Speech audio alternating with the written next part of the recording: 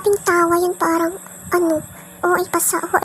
Pero ito na nga yung pinaka-purpose dito. Tuturuan ko kayo, hindi pala, turuan nyo ako kung paano mag-Roblox. Ang hirap kaya palagi akong nakakalito. Pero natural lang naman yun, first timer, diba? Pero yung pinaka-purpose dito yung iwasan yung mahulog sa maling tao kasi ako hindi ko maiwasan. Ay, joke! Pero ayun na nga, ang hirap talaga pag nahuhulog ka kasi pag once na pagpabayaan mo sa sarili mo, papapangit ka. Katulad nito kapag hindi mo tinignan yung tinadaanan mo at di ka naturo sa mga desisyon mo sa buhay, papapangit siya at nagiging kalbo, nawawala yung wig niya. Alam niyo yun? Pero sabi ni ate girl, okay lang kasi nga kahit nakakalbo siya, kahit pumapangit siya, palagi lang siyang nakangiti. At diba, napaka-independent woman. Kung ako talaga sa partner, siguro tumatakbo na ako dahil sa iya. Hoy! Ba't siniseryoso niya ate yung laro? Kagi. So, saseryosahin ko na to. Tingnan niyo. Wow! Sige, ikaw. Ikaw kaya ko to po silang. Ayoko na mahulog sa maling tao. Di na ako magpapakatanga, no? Ah! Oh my God! Oh my God, malapit na!